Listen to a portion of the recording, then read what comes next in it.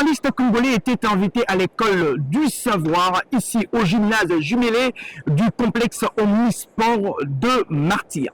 Le but de ces séminaires de renforcement de capacités est de permettre aux journalistes congolais d'avoir une expertise bien assise sur le handball, mais surtout d'apprendre les b.a.-ba de cette discipline. Ces séminaires viennent à point nommé en prélude de la 26e édition de la CAN handball qui va abriter la République démocratique du Congo. Pour cette première journée, il était question d'évoquer les bons vieux souvenirs de cette discipline. Il fallait revenir sur les années de gloire de la République démocratique du Congo dans la version féminine de cette discipline, le handball. Et cette expertise, cette connaissance a été dispensée par la deuxième vice-présidente de cette fédération, Madame Mike. En République démocratique du Congo, l'histoire du handball commence en 1963, lorsqu'au ministère Foucault, un Congolais de retour de Belgique, introduit le sport avec les équipements et les matériels du jeu. Il fonde la Ligue handball de Kinshasa, marquant ainsi le début officiel du handball dans le pays. En 1965, sous l'impulsion du lieutenant Louis, la Ligue évolue pour devenir la Fédération handball démocratique, comme nous appelons aujourd'hui la FNT. Structurant les sports à l'échelle nationale et facilitant la création de clubs et la formation d'entraîneurs et d'arbitres.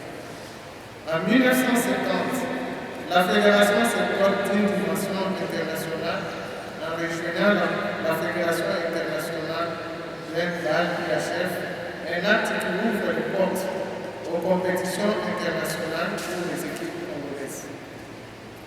En 1975, la FEHEND devient également membre de la Confédération africaine handball de la table, renforçant ainsi sa place dans la communauté du handball africain et permettant aux équipes nationales d'accéder aux compétitions continentales.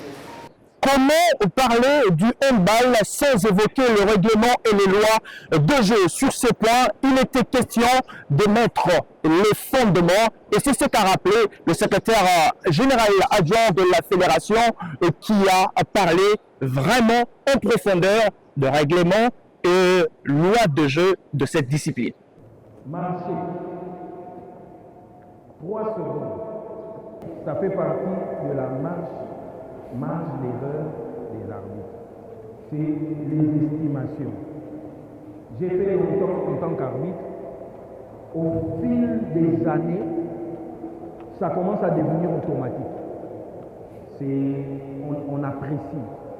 On dit, bon, il a gardé le ballon. Souvent, moi j'avais une technique, je disais 1001, 1002, 1003, 1004, je sais. C'est une estimation. Okay? Mais on ne siffle pas à la 3e seconde, on siffle à la 4e seconde. Je vais la lancer tant que nous sommes venus à voter, il va y avoir un taille. Sauf que mon ami, là je vais lui dire, ça c'est pas réglementaire en l'air. Alors qui s'appelait Naïf, taille.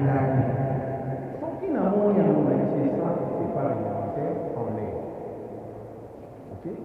Mais quand il regarde, il a une barre. Il y a un règlement enveloppé un mot dans sparadrap. Il enveloppe. Mon problème c'est le joueur là, tu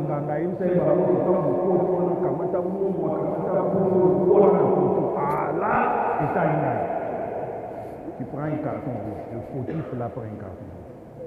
Si c'est un supporter, on demande à l'organisateur de remettre. Et puis on est.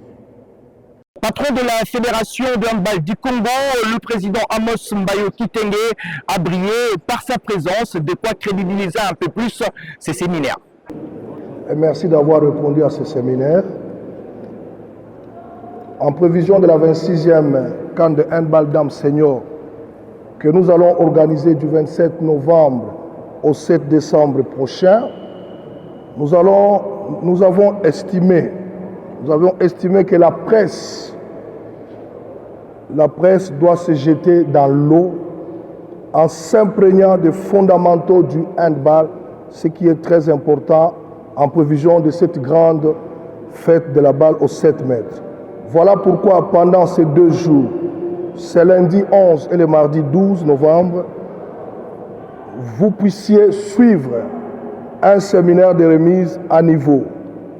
C'est l'expertise nationale qui va vous entretenir durant ces 2 jours. Soyez assidus et connectés à toutes les matières qui seront données ici. Encore une fois, je vous remercie pour votre présence et je déclare ouvert ce séminaire de remise à niveau. La direction technique n'est pas restée silencieuse, il fallait certainement évoquer les systèmes de jeu, mais surtout l'alignement sur le terrain. Nous plaçons les athlètes comme ceci. En défense, on place comme ça.